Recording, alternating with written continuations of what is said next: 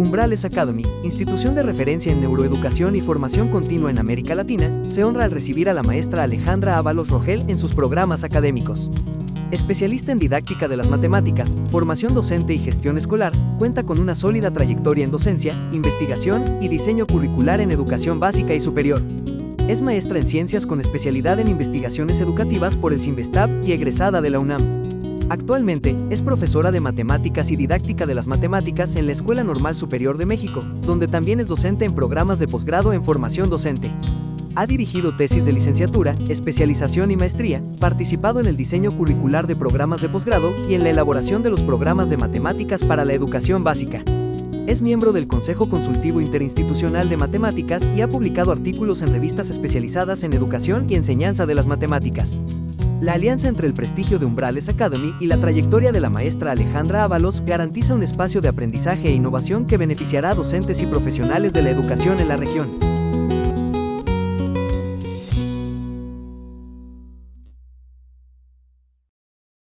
Muchísimas gracias, pues para mí es un placer, un gran gusto estar con todos ustedes en este foro. Agradezco la invitación a participar, pues en este foro que he estado yo también asistiendo y me parece que es muy relevante, efectivamente tiene todo lo necesario para que los docentes que estamos en educación básica y más todavía en formación de docentes como en mi caso, estemos informados de estas últimas novedades que nos van a permitir fundamentar nuestras prácticas profesionales. Eso para mí es muy importante, que nuestras prácticas como docentes no sean ocurrencias, sino bueno, que sean justamente lo más fundamentadas posibles. Entonces voy a compartir mi pantalla.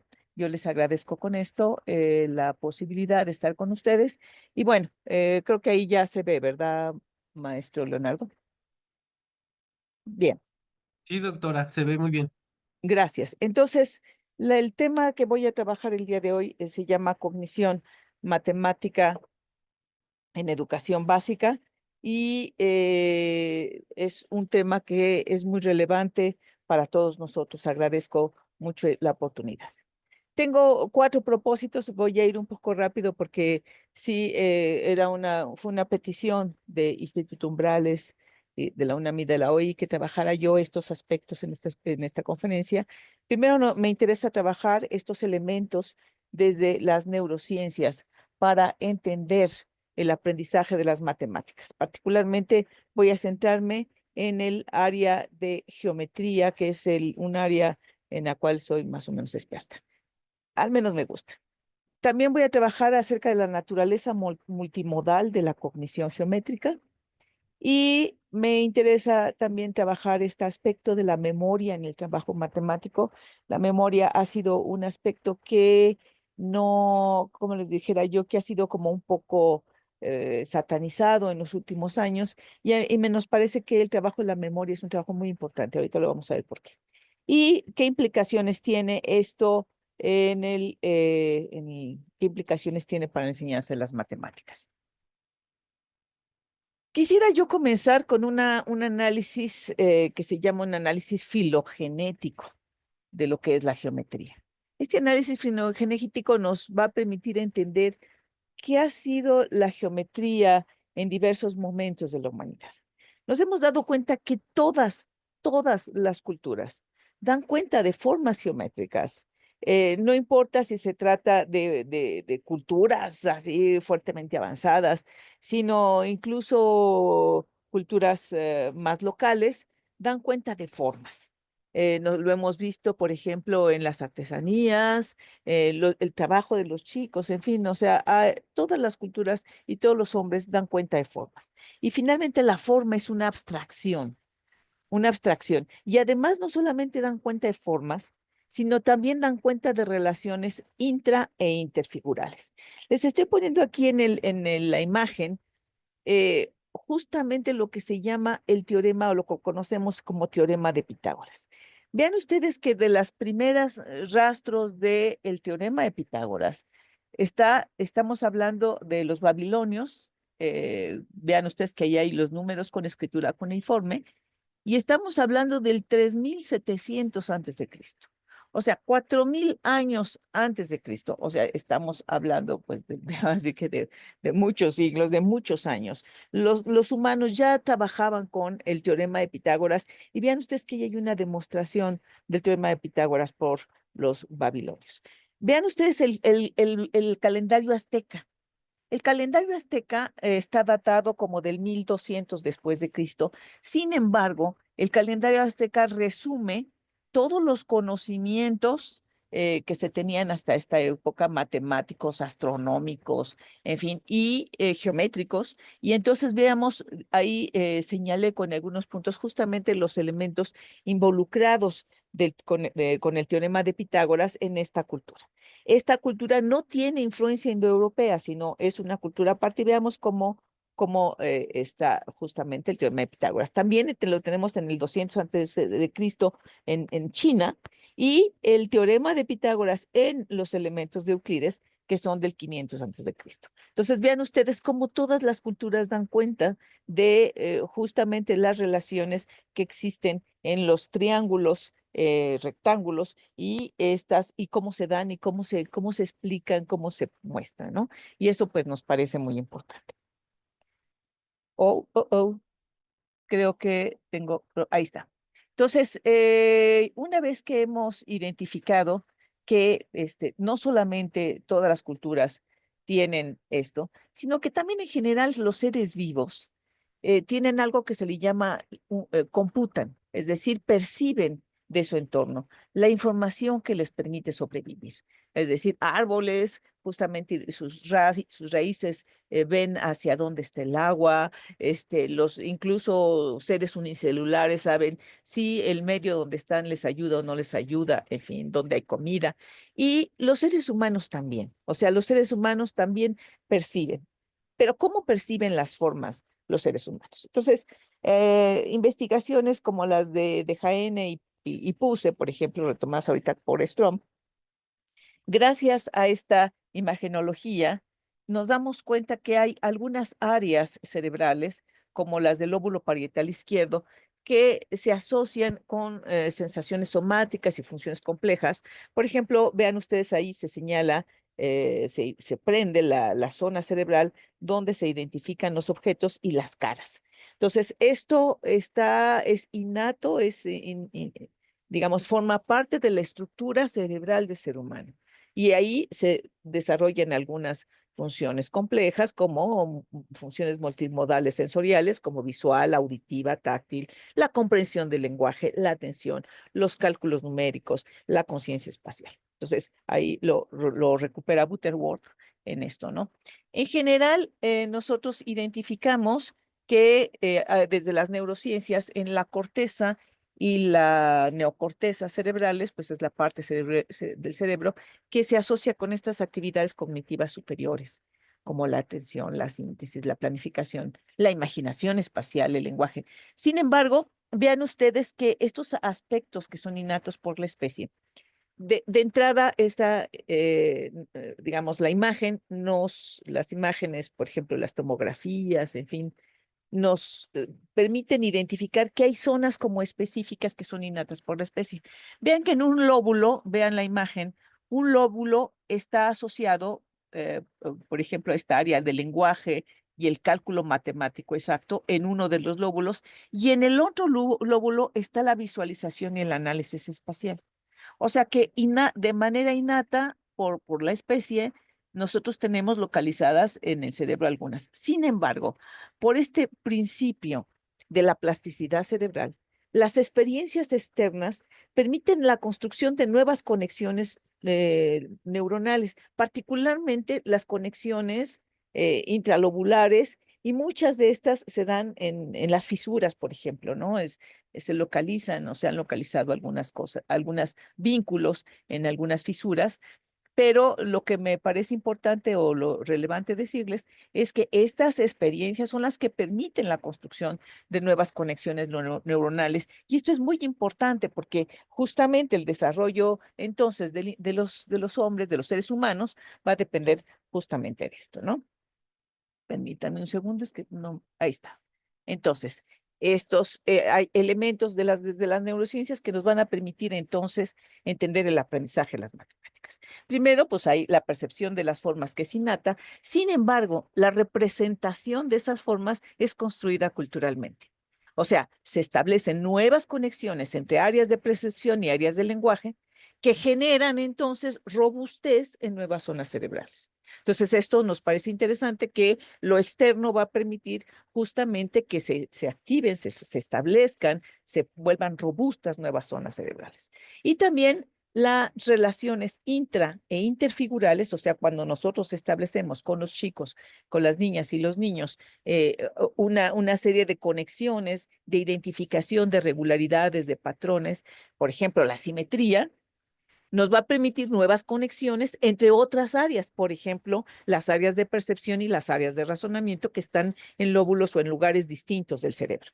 Entonces, esto nos permite, a partir de las investigaciones de Luis Radford y de André, que afirmar que el desarrollo conceptual relacionado con las prácticas numéricas, culturales, lingüísticas y simbólicas podría hacer cambios o podría causar cambios en la red de regiones cerebrales implicados en la matemática sofisticada de los adultos. Entonces, lo que nos interesa es que lo exterior va a permitir modificaciones internas, y estas, bueno, dependerá entonces el desarrollo humano de la madurez. Esto ya se ha venido estudiando. Piaget, por ejemplo, hablaba de estadios piagetianos, es decir, va a haber una madurez que está asociada a esta percepción de las formas. Por ejemplo, los niños, digamos que los más pequeños, debido a que no tienen tanta madurez, su cerebro no está tan maduro, por ejemplo, pueden afirmar que si tienen 5 monedas en una mano y una moneda de A5 en la otra, va a decir que eso no es lo mismo. Es decir, hay una madurez, una imposibilidad, debido a que están pequeños, de entender que 5 monedas de un lado y una moneda de A5 equivalen a lo mismo. Entonces, esta madurez cognitiva está asociada a esta posibilidad de establecer operaciones lógicas, y por lo tanto, pues sí hay procesos de aprendizaje asociados a la madurez. Pero en virtud justamente de esta plasticidad, también vamos a entender que el desarrollo humano va a depender del aprendizaje, y fuertemente del aprendizaje de las matemáticas. Y este aprendizaje de las matemáticas pues va a depender del contexto, de estos ambientes matematizadores que nosotros como docentes establezcamos en nuestras aulas, de los ambientes culturales en general, es decir, también de los ambientes que se generen en sus juegos, en la familia, en otros lugares, pues en otros vínculos con grupos sociales, en las necesidades personales y grupales de organizar, de representar, de relacionar y modelar. Entonces, la medida justamente que tengamos estas necesidades de organizar información, de representarla, de transmitirla, en fin, de generalizar estas relaciones, en esa medida vamos a tener desarrollo. Y de la respuesta a los retos cognitivos que impone el entorno. Entonces, nosotros justamente la importancia en matemáticas de que los estudiantes, de plantear a los estudiantes diversos retos cognitivos, y que con estos retos cognitivos justamente establezcan estos vínculos entre diversas zonas del cerebro. Entonces, estos recursos neuronales son construidos gracias al aprendizaje de las matemáticas, pero también el aprendizaje de las matemáticas va a requerir de nuevos recursos neuronales. Entonces, vean que va a llegar un momento en que se va a establecer una relación fuertemente dialéctica entre lo que requiere el cerebro para aprender matemáticas y lo que el cerebro construye o se ve construido en función de este aprendizaje. Entonces, esto va a ser un doble proceso. Quisiera yo trabajar ahorita esta parte que también me parece que muy importante, que tiene que ver con la concepción multimodal del pensamiento. También me refiero a Butterworth, y particularmente ahorita voy a referirme a la multimodalidad del pensamiento geométrico. Es decir, el concepto de forma tiene varias dimensiones. Es decir, tiene una dimensión sin duda perceptual, es decir, coloco ante ustedes un objeto geométrico. Bueno, pues hay una dimensión perceptual, una dimensión cualitativa, es decir, cómo lo percibo, desde dónde lo percibo, es grande, pequeño, en fin, es plano, es redondo, en fin, hay dimensiones cualitativas, hay dimensiones métricas, es decir, cuánto mide, qué tan grande es con respecto a, en fin, y hay dimensiones simbólicas, es decir, cómo lo represento, cómo lo nombro, cómo me refiero a él, cómo me refiero a las relaciones entre estas diversas formas, entre estos diversos objetos. Y entonces, en esta multimodalidad del pensamiento geométrico, vamos a ver que en un lóbulo, que mi parietal izquierdo, tienen áreas, por ejemplo, la orientación en el espacio, el control de las propias acciones, la representación del cuerpo, el razonamiento y el lenguaje. Eso está en un lóbulo. Pero en el otro está la visualización, el análisis espacial, el análisis táctil, la imaginación espacial y la apreciación estética y las emociones. Entonces, y también, bueno, las emociones también van a estar localizadas en algo que le llamamos, bueno, el cerebro reptil y el cerebro límbico, que está en esta identificado o considerando lo que se llama el cerebro triuno, es decir, diversas áreas áreas grandes del cerebro que donde también tenemos el aspecto emocional. Entonces, justamente en ambos lóbulos se desarrollan cosas distintas, pero en una actividad como la que tenemos ahí, van a establecerse algunas conexiones. Por ejemplo, si nosotros le decimos al chico que haga el croquis de donde vive, del barrio donde está o del lugar donde vive, y presentamos estas dos imágenes, sin duda va a haber una idea de cómo están orientadas, o sea, por qué queda el hospital arriba y el museo abajo, por ejemplo, o lo que está a la derecha y a la izquierda, es decir, cómo haríamos para llegar de la iglesia al supermercado, por ejemplo, es decir, hay un control en ese sentido, hay una representación de esta imagen con respecto a su propio cuerpo, es decir, la derecha de la imagen es la derecha mía, y eso es algo que es importante discutirlo. Y bueno, hay una serie de lenguajes, por ejemplo, la esquina, doblar a la derecha o doblar a la izquierda, el ángulo que forman, los ángulos que forman las calles, en fin. Y del otro lado, bueno, al momento de establecer una actividad como esta, se establece justamente una conexión entre ambos lóbulos. Por ejemplo, no sé si ustedes pudieran decirme, ponerme en el chat, con esta actividad, ¿qué número del lóbulo izquierdo se conecta con el lóbulo derecho? No sé si podríamos hacer esa actividad, por favor. A ver si pudieran poner, vuelvo a poner la imagen para que ustedes me digan, me pongan en el chat justamente cuál es esta parte de ambas cosas que podrían conectarse, por favor. Es decir, si me ponen en el chat con esta actividad, ¿qué se conecta con qué? Si Gabriela son tan Romero amables. dice el 1 y el 2. Por ejemplo, el 1 y el 2, es decir, la orientación en el espacio, se conecta con el lóbulo parietal derecho, ¿verdad? 4 con 2, que es el razonamiento, la maestra Nuria, el razonamiento justamente con el análisis espacial. Sí, es decir, 1 con 2, la orientación con la visualización. ¿Es posible que sea razonamiento e imaginación espacial?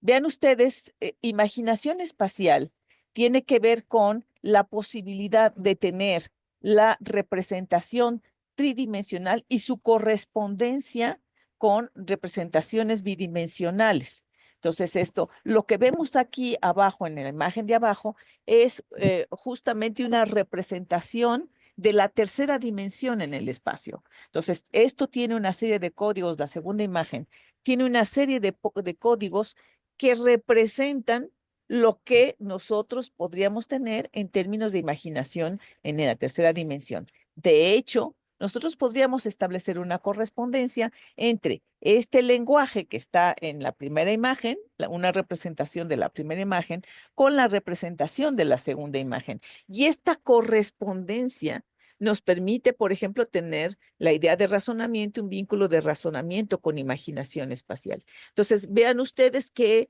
en términos métricos también, por ejemplo, la idea de lo que sería el cuerpo, es decir, mi dimensión corporal, con respecto a una dimensión simbólica. ¿Qué tan grande soy con respecto a una ciudad o qué tan grande soy con respecto a este mapa? Me parece que ahí hay una serie de vínculos que es necesario seguir construyendo. Entonces, eso, digamos, es muy importante. Quisiera ahorita seguir esta discusión de este principio de plasticidad cerebral. Hay una plasticidad que estamos hablando ahorita que tiene que ver con intercambios intracraneales. Gracias por su participación, primero quería decirles. Vean ustedes que cuando estoy diciendo que podemos conectar un aspecto, una parte de un lóbulo con otra parte del lóbulo, quiere decir que se establece una conexión. Entonces, esta conexión es una conexión intracraneal, hay intercambios intracraneales, pero esta primera conexión, o sea, la primera vez que establezcamos una conexión, va a ser una conexión efímera, porque hay una única conexión y su duración va a ser poca. Entonces, también hay un establecimiento de una ruta de la colección y ese establecimiento de la ruta tiene que ser robustecido. De otra manera, este establecimiento de la ruta va a ser muy falible. Por lo tanto, la duración del intercambio tiene que ver con este tiempo de conexión y tiene que ver con la repetición, con la calidad del intercambio, con la metacognición y con la reflexión. Entonces, es muy importante que este intercambio y este tiempo de conexión sea, primero, que disminuyamos el tiempo de la conexión, porque cuando hacemos por primera vez unas colecciones, los chicos se tardan. Hay un tiempo que se invierte en la conexión. Entonces, conforme vamos avanzando en el tiempo de la conexión, va a ir disminuyendo este tiempo. Vamos a dilatarnos menos en hacer la conexión. Y también el intercambio va a ser más robusto. Entonces, esto lo vamos a hacer de esta manera. Quiero que vean la primera figura. Esta primera figura se llama prisma hexagonal. Entonces, esta primera figura, que se llama prisma hexagonal, algunos niños dicen, pues se parece a la caja del chocolate abuelita, por ejemplo, y demás. Pero esta primera figura, que es es un prisma hexagonal, se va a definir por dos caras que son paralelas y las caras laterales son rectángulos. Pero vean ustedes esta otra figura. Esta otra figura ya no va a tener caras paralelas, ya no va a tener caras laterales rectangulares, sino va a tener caras triangulares. Entonces se llama antiprisma hexagonal. Entonces, esta idea de antiprisma hexagonal, vean ustedes que algunos niños dicen, ay, es como tamborcito. Entonces, vean ustedes que hacen como las primeras asociaciones. La asociación va a permitir justamente esta duración de la conexión. Entonces van a decir, se parece como a tamborcito, parece, no sé qué, en fin. Pero si se ve, si hay una asociación que va a permitir esta disminución del tiempo de la conexión, sin duda, pero si no se fortalece justamente esta idea de prisma hexagonal se pierde. Entonces, generalmente, lo que hacemos que para que esto suceda, digamos, primero necesitamos comenzar lo más pronto posible para establecer estas conexiones. ¿Cuándo es lo más pronto posible? En el caso de la escolaridad, pues en preescolar, incluso en educación inicial. Y ustedes me van a decir, pero ¿cómo? ¿Tú enseñas el antiprisma hexagonal en preescolar? ¿No será un contenido muy difícil? Pues miren, vean ustedes en preescolar, se hacen este tipo o sea, ponemos periódicos. Vean ustedes en el caso no sé si ustedes alcanzan a ver mi figura, es decir, en el caso de mi figura, esta es de las que trabajo con los chicos en preescolar, vean ustedes que tiene este tipo de, vamos a decir, pintura, y esto es porque justamente la actividad que se pone es que ellos con estas figuras hagan como huellitas. Entonces tienes esta, ponle encima de la pintura y haz huellitas así y ve qué huellas se plasman, cuántas huellas, en fin, qué características tienen. Entonces vean ustedes que en preescolar podemos empezar a trabajar con esto. Nosotros como maestros le damos el nombre correcto a la figura, es decir, a esta figura tridimensional. Le digo, este es un antiprisma hexagonal porque las cosas tienen su nombre. Yo me llamo Alejandra y cada uno de ustedes tiene su nombre y los objetos tienen su nombre y se los digo los nombres de manera correcta y completa. No, es decir, si ellos no lo son capaces de repetirlos y eso, pues es porque todavía no establecen esa conexión, pero bueno, conforme va pasando el tiempo, estas conexiones se ponen. Entonces, vean ustedes que en primaria, por ejemplo, puedo poner, vean ustedes este mismo objeto que tengo aquí, y en primaria lo que hacemos es una posibilidad, es justamente tener el desarrollo. Es decir, el desarrollo quiere decir que tienen el objeto y entonces lo arman y lo desarman. Es decir, pueden decir, tengo un objeto, aquí está, desármalo. Entonces, desármalo y ve que tengo en términos de desarrollo plano. Entonces, puedo desarmar, desarmar. Entonces, ¿qué armamos y qué desarmamos? Un antiprisma hexagonal. Entonces, armamos, desarmamos. Entonces, tenemos una actividad que puede ser interesante y establecemos conexiones tanto lingüísticas en términos de representación, cómo se ve así un desarrollo plano y cómo se ve el de esto ya armado. Es decir, qué forma tiene, así como decíamos, como si fuera tamborcito, ¿no? Entonces, tenemos este antiprisma y desarrollo plano. En secundaria, podemos identificar que si yo puedo tener dos desarrollos distintos, vean ustedes este que tengo, que es el que está aquí en mi imagen, y luego tengo otro desarrollo que corresponde al mismo cuerpo geométrico, pero que es otro desarrollo. Entonces, identificar justamente qué desarrollos puedo tener dependiendo en dónde estoy, si estoy en primaria, en secundaria, en preescolar, en fin. Entonces, yo puedo tener diversos desarrollos, puedo decidir si, por ejemplo, aquí tengo vamos a decir, dos pestañas. Entonces, decir, bueno, estas dos pestañas es algo correcto, podía haber omitido una. ¿Cuáles serían las pestañas que tengo que tener justamente para que yo tenga una cara con una pestaña y su correspondiente cara sin pestaña? Entonces, esta es una parte de imaginación espacial y que hay que ir desarrollando desde pequeños con estas diversas actividades hasta secundarias. Y lo importante es establecer conexiones lingüísticas que llamar de manera correcta, es decir, tengo aristas, tengo vértices, tengo ángulos diedros, pero tengo también ángulos poliedros. Esto es un ángulo poliedro, esto es un ángulo poliedro.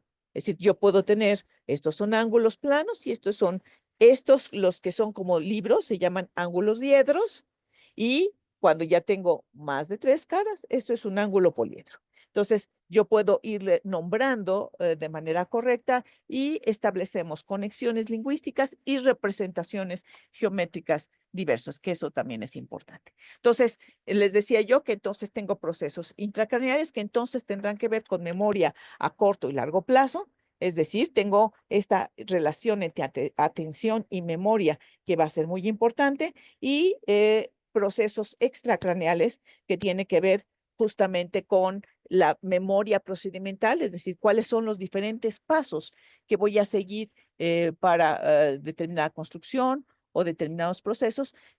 Sobre todo, lo que nos interesa mucho es esta memoria procedimental, es decir, cómo puedo visualizar el proceso matemático con mi mismo cuerpo, con lo que tengo en el entorno, es decir, cómo voy construyendo las cosas que tengo en el entorno fuera justamente en estos procesos extracraneales y en algo que es muy importante y que se maneja poco en neurociencias, que es lo que se llama la cognición distribuida. Mientras en el proceso intracraneal el alumno debe dividir la memoria como control de procedimiento y la experiencia del recuerdo, es decir, cómo recuperar en memoria a corto y a largo plazo esto que he memorizado, en los procesos extracraneales lo que nos interesa es justamente recuperar la memoria del procedimiento, de la actividad que estoy haciendo, y algo que le llamamos en términos vygotsianos, Leib y Wenger, por ejemplo, le llaman la cognición distribuida. Es decir, hay una experiencia del recuerdo episódico colectivo. Es decir, no es solamente asignarle un nombre a las cosas, sino que este nombre, que esta experiencia también forme parte del intercambio lingüístico, del intercambio social con el resto de la comunidad, con el equipo con el que estoy trabajando, en fin. Entonces, en este pensamiento geométrico vamos a tener, en este pensamiento matemático y habilidades matemáticas subyacentes, voy a tener pensamiento cuantitativo, aritmético y algebraico. El ponente que me sigue va a hablar de esto, pero también voy a tener el pensamiento geométrico, pensamiento estocástico, habilidades digitales, en fin. Entonces, lo que he trabajado yo básicamente ha sido el pensamiento geométrico. Entonces, dentro del pensamiento geométrico voy a tener diversos, vamos a decir, procesos como procesos cognitivos asociados a la geometría, como la visualización, la independencia de campo, la imaginación espacial, la anticipación figural, el razonamiento geométrico, el razonamiento métrico, el razonamiento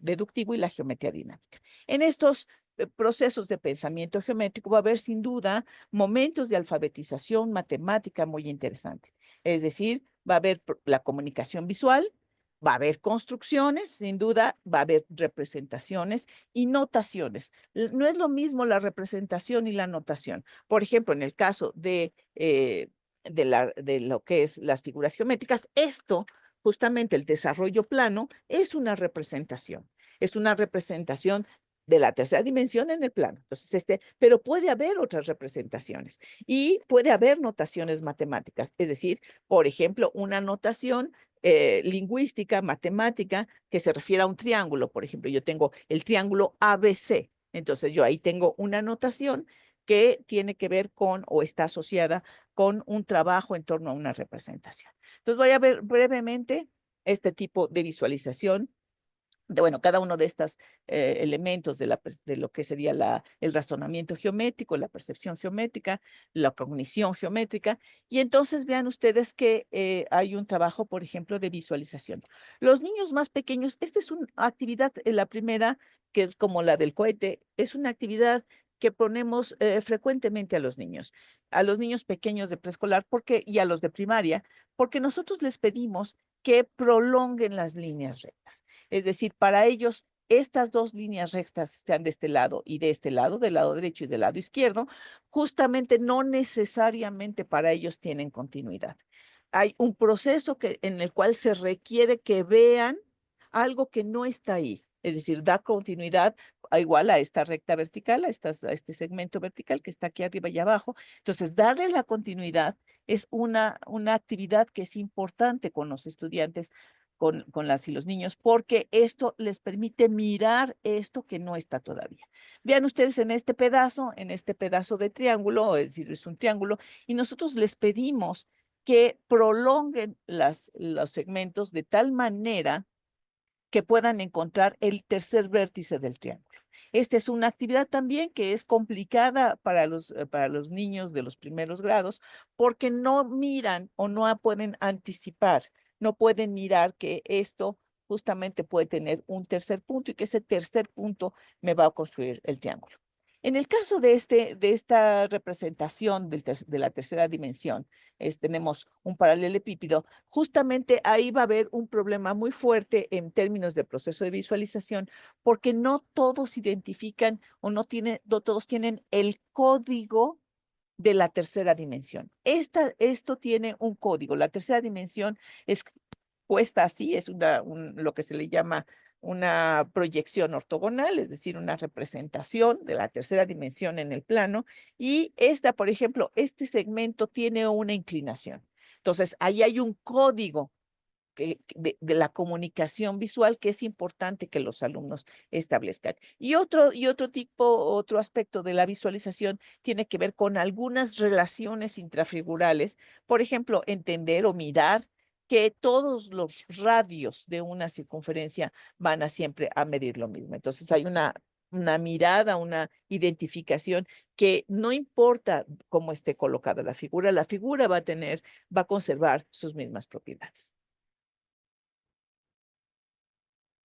Vean ustedes en el caso imaginación espacial, o sea, en este caso tengo una figura de un cubo que está cortado Y entonces necesitan identificar los chicos cuáles las diferentes vistas o cómo podría ser visto este cubo dependiendo si se ve de un lado o de otro. Entonces, justamente esta idea de cómo se ve, cómo podríamos imaginar qué es lo que va a pasar, justamente esa es una parte de imaginación espacial. Otra era como la que les había yo puesto ahorita, es decir, tengo un desarrollo plano, entonces, ¿cómo se vería el cuerpo cuando yo arme este desarrollo plano? Entonces, tengo un desarrollo, por ejemplo, un famoso avioncito, entonces decir, de este avioncito, si yo lo armo, ¿cómo sería el cubo? Entonces, nos interesa mucho esta parte que desarrolla en la imaginación espacial. Hay otra habilidad geométrica que se llama independencia de campo. Por ejemplo, ahorita les pediría yo, a partir de la figura que ustedes tienen ahí, que me digan o que me den dos triángulos, por ejemplo, que identifiquen dos triángulos. Entonces, ¿podrían levantar su mano aquellos que vean dos triángulos, por favor? Dos triángulos. Si son tan amables, levantar la mano. Ok, gracias. Alfredo, muchas gracias. ¿Ya vieron triángulos? Bien. Ahora, pueden bajar las manos. Muchas gracias. Ahora levanten la mano los que vean dos triángulos de distinto tamaño. Pueden levantar la mano los que vean dos triángulos de distinto tamaño. Es decir, puede haber triángulos más grandes y más pequeños. Muchas gracias. Pueden bajar la mano. Ahora, veamos si pueden ver cuadriláteros. ¿Alguien puede ver un cuadrilátero? Cuadrilátero quiere decir figuras de 4 lados que seguramente pueden ver. Muchas gracias. Ahora, dos cuadriláteros distintos. Por ejemplo, pueden ver trapecios, pueden ver trapecios distintos. Levanten la mano los que vean trapecios distintos, trapecios isósceles distintos. Es más difícil, tal vez. Es decir, por ejemplo, yo tengo la figura ABCE, ahí hay un trapecio, ¿verdad? Ese es un trapecio. Y tengo este otro trapecio que tiene de base CD y esta pequeña base que es un segmento que está sobre el segmento BE. Entonces ahí tengo dos cuadriláteros distintos. Esto es importante. ¿Alguien ve un rombo? ¿Alguien puede ver un rombo? Levante la mano de quién puede ver un rombo. Un rombo sería un cuadrilátero que tiene 4 lados iguales. ¿Alguien puede ver un rombo? Les voy a ayudar. Está el lado CD y el lado DE. Entonces, ahí tienen estos dos lados son iguales.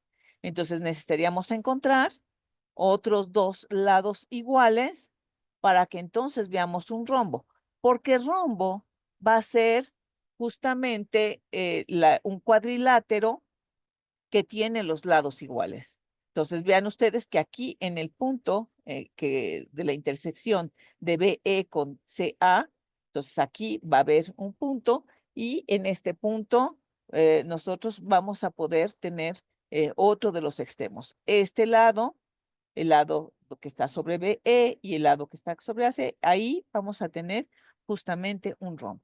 Entonces, lo que nos interesa, exacto, ahí hay un rombo, muchas gracias. Entonces, ahí hay un rombo, de esos hay muchos, hay varios rombos, muchas gracias. Entonces, en esos va a haber diferentes. Entonces, esto de mirar diferentes figuras geométricas en una configuración, es decir, identificarlas, construirlas, aislarlas, eso es un aspecto que es muy importante. También tenemos algo que se le llama la anticipación figural y tiene que ver justamente con una relación entre movimiento y geometría. Voy a anticipar dada un cambio que puedo ir viendo. Por ejemplo, aquí estamos afirmando que hay un remolcador que va a ir caminando o que va a ir a lo largo de la costa y que hay diferentes objetos como la iglesia, el molino y el faro. Entonces, lo que nos interesa es en qué orden en qué orden están tomadas las fotografías, de tal suerte que podamos ir viendo este tipo de cosas. Entonces es una anticipación. Veamos, aquí hay una parte de razonamiento geométrico. Nos interesa saber cuáles son los ejes de simetría intrafigural. Entonces, no sé si ustedes puedan trazar ejes de simetría, por favor, en la figura. O sea, para ver qué figura es simétrica a cuál. Entonces, vamos a ver, del primer triángulo es simétrico al segundo triángulo. Sí, ahí está. O sea, Areli ya trazó, gracias Areli, un eje de simetría y estamos viendo que este triángulo es simétrico a este otro triángulo. Y de este triángulo al otro triángulo, al triángulo de abajo, también son simétricos los dos triángulos de la derecha. Gracias Areli, ahí hay un eje de simetría. Entonces ahí tenemos triángulos. Pero habrá algunas figuras que involucren centro de simetría. Ahí ya empieza a ser más complicado porque justamente va a haber figuras que van a estar rotadas, es decir, van a tener un centro de simetría. Entonces ahí necesitamos un razonamiento geométrico más fuerte. Es decir, si esta fuera la figura A, vean ustedes cómo necesito una notación. Necesito una notación para el triángulo 1, el triángulo 2 y el triángulo 3. Vean ustedes que la figura 1 y la figura 3 están rotadas, requieren un centro de simetría, de tal suerte que este vértice, ahí está, Areli ya lo marcó, y este otro vértice, en los dos vértices, justamente quedarán unidos si al pasar por el centro de simetría o al unirse quedarán justamente, intersectarán en un centro de simetría. Entonces vean ustedes que será un razonamiento geométrico de cuando justamente necesitamos un eje de simetría y cuando tenemos un centro de simetría.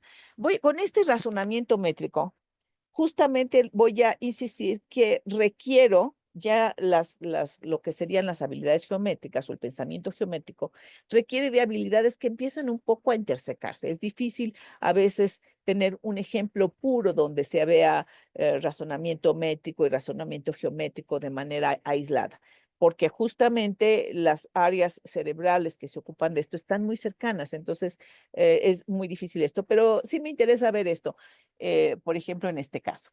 El razonamiento es razonamiento esencialmente métrico, pero también es geométrico. El triángulo pequeño que está inscrito en este cuadrado es un triángulo rectángulo, cuya área es la mitad de este triángulo, de este cuadrado, perdón. Vean ustedes el cuadrado, al partirlo a la mitad, tenemos entonces que el área de este triángulo va a ser justamente la mitad de este cuadrado.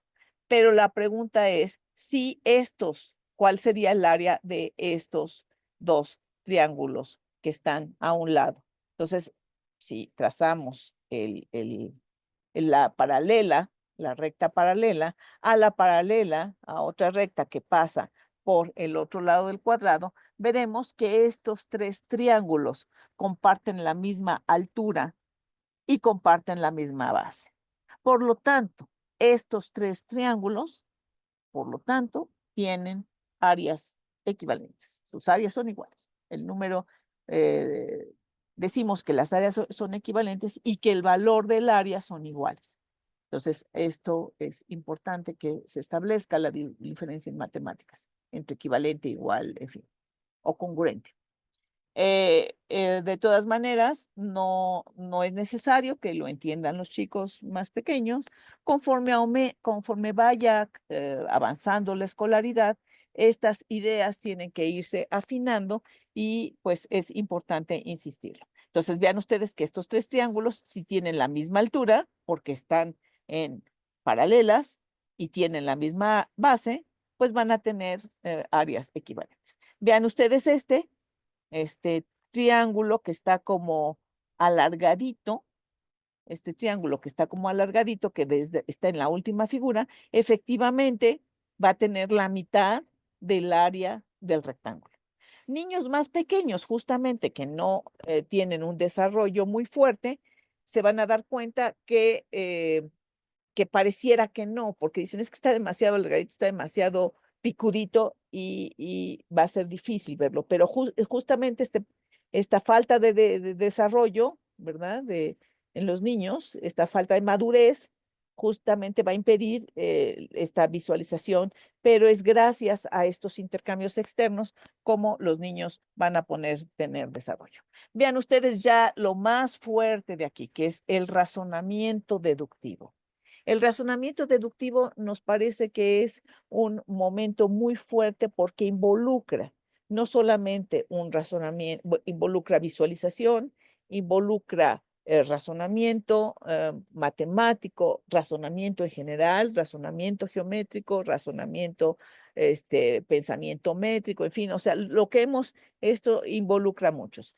En este caso estoy mostrando lo que se llama la demostración del teorema de Pitágoras. Generalmente las personas de la calle, cuando digo las personas de la calle, muchos obreros y muchos, por ejemplo, los albañiles, saben que si tienen una cuerda y esa cuerda la dividen en unidades iguales, toman 3, toman 4 y toman 5, al unirlas automáticamente se forma un ángulo recto. Y es por eso que albañiles y este tipo de artesanos, de profesiones, de técnicos, pueden tener ángulos rectos solamente teniendo una cuerda, porque automáticamente esas 3 medidas nos van a llevar a formar un ángulo recto. Viceversa, yo puedo tener un determinado triángulo e identificar de ese triángulo qué pasa con los cuadrados que se forman ahí. Entonces, ¿por qué 3, 4 y 5? Pues porque es una terna pitagórica y está asociada a un triángulo rectángulo, a un ángulo recto, y nosotros lo demostramos de esta manera. Puede haber, les mostré al inicio de la plática, varias demostraciones del teorema de Pitágoras desde 4000 años antes de Cristo. Y bueno, esta es la demostración euclidiana. Y lo que nos dice es, si yo tengo vamos a decir, dos triángulos, digamos, están estos triángulos que están en la figura 2 y en la figura 3, son dos triángulos que están metidos en dos paralelas rojas. Entonces, si esos dos triángulos van a ser iguales, entonces las zonas azules son iguales. Entonces, cuando digo triángulos que son congruentes, vamos a ver que ahí va a haber una congruencia. Si son congruentes, son equivalentes sus áreas, y estamos demostrando que las áreas de esos triángulos también son equivalentes a los cuadriláteros que los van a involucrar. Entonces, con esta equivalencia de áreas de triángulos, estamos demostrando la equivalencia de las áreas de las figuras azules, digamos, de las figuras azules. Y esta es una manera, aquí está todo el razonamiento de primero llegar a la congruencia de los triángulos y luego llegar a la congruencia de los cuadriláteros y por lo tanto a la equivalencia de sus áreas. Veamos ustedes aquí la geometría dinámica, como justamente estamos ahorita con un cuadrado y lo vamos a rotar, a dejar caer, a dejar caer, a dejar caer. Y lo que nos interesa ahí es ver qué es lo que pasa con los vértices. Mientras en el primer caso el vértice rojo cae de esa manera, cuando vuelve a girarse, el vértice azul vuelve a caer y vuelve a caer. Entonces vean ustedes que ahí vamos a identificar una serie de rotaciones que, por cierto, fue muy interesante en el caso de los bebés. Les voy a mostrar este caso. En este caso de los bebés, aquí en donde dice preescolar, hay una serie de circulitos que los bebés obtuvieron girando justamente, los bebés, cuando digo los chicos de 3 años, obtuvieron girando lo que serían tenía yo ahí unos prismas, unos paralelepípedos, pues, y entonces se dieron cuenta que al girarlos era como si estuvieran haciendo un compás y obtenían estas circunferencias. Entonces, justamente de esto tiene que ver con esta parte de la geometría dinámica, ¿no? Que fue muy interesante. Y entonces, bueno, las emociones en matemáticas, partiendo de la idea de que nosotros tenemos este cerebro triuno, las emociones justamente están involucradas fuertemente en el trabajo matemático. Es muy necesario que sea reconocido que el logro en matemáticos es la base de la satisfacción del trabajo matemático. Haber identificado triángulos grandes y chiquitos, haber identificado rombos, haber identificado, es un logro, da sensación de logro. Y eso es algo muy importante en la motivación, porque justamente la motivación va a permitir que se movilice la atención, la concentración. Es muy importante que los maestros de matemáticas manejemos la teoría del error. Es decir, tenemos que retroalimentar sin culpabilizar. Todos podemos tener errores, pues sí, ni modo, te equivocaste, pues te voy a ofrecer otra actividad para que te des cuenta que estás equivocado y lo enmendes y se acabó, no pasa nada. Es decir, las y los niños pueden darse cuenta y corregir.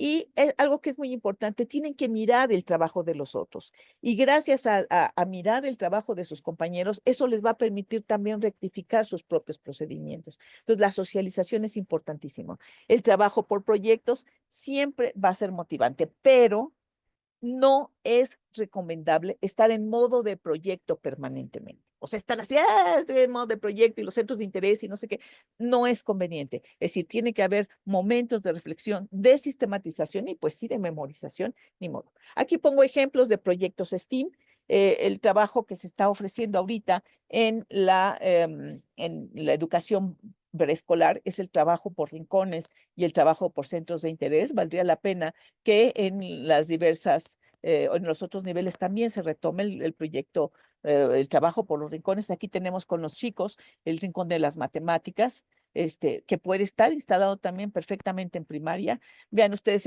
los otros proyectos que son proyectos comunitarios. Aquí tengo estudiantes haciendo proyectos de reforestación y demás, pero no es solamente plantemos plantitas, sino veamos cómo podemos justamente diseñar, construir, probar, en fin, a partir de eso. Y un aprendizaje basado en problemas STEAM que se puede hacer perfectamente bien en las aulas. O sea, el proyecto STEAM va a tener fases. Primero es entender, imaginar, diseñar. El diseño pasa por justamente las matemáticas, la construcción, la prueba, la mejora. Entonces, vean ustedes que ahí tengo elementos que en todo momento vamos a representar matemáticamente y a socializar. Entonces, como conclusiones, colegas, entonces el desarrollo conceptual está en relación con el contexto cultural, en particular a través de lo que llamamos la plasticidad del cerebro. Se reconocen procesos de distribución cognitiva. O sea, eso es importante. No solamente es intracraneal, también es extracraneal. Lingüísticos, relacionales, emocionales. Eso es algo muy importante. Las representaciones, diversas representaciones y el tránsito de ellas permite mayor ajuste en la conexión. Y la neuroeducación es un fenómeno complejo por la dialogicidad entre disciplinas. O sea, la neuroeducación va a apelar a las neurociencias, al psicoanálisis, a la didáctica de las matemáticas, a las matemáticas y a la pedagogía, y es importante que nosotros estemos pues muy al pendiente de eso. Les agradezco mucho, muchas gracias, maestro Leonardo. Le agradezco Muchas mucho que me gracias, haya doctora. permitido esta interacción con los colegas. Gracias. A usted muchas gracias, doctora. Nada más había una pregunta de si se puede obtener la presentación. Sí, ¿La ampliamente. puede? Yo se la dejé a Leonardo. No sé si, maestro Leonardo, lo pregunta, si la podemos socializar vía chat. Vía chat. No, pero se las mandan al WhatsApp, al Ah, grupo se de las mandan WhatsApp. al WhatsApp, porque ellos están ¿Sí? en el WhatsApp del Foro 20, ¿verdad? Sí, cómo no, ya saben que sí, ustedes con mucho gusto, ¿eh? Y aquí en el chat le dan las gracias, les gustó mucho a los compañeros, a los participantes. Em, y bueno, damos por terminada su conferencia, su Creo que, perdón, participación, maestra. maestro Leonardo, creo que la maestra Yolanda tiene una pregunta. Maestra Yolanda, ¿tiene una pregunta o se le olvidó bajar la mano hace rato? Es que la tiene desde hace rato. Bueno, Bueno, nosotros terminamos. Doctora muchas Alejandra, le gracias. agradezco mucho. Espero verla pronto. Espero que se vuelva a repetir esta oportunidad y hasta luego. Gracias. Les dejo mi correo por los recursos que necesiten, se los dejo en mi chat. Gracias.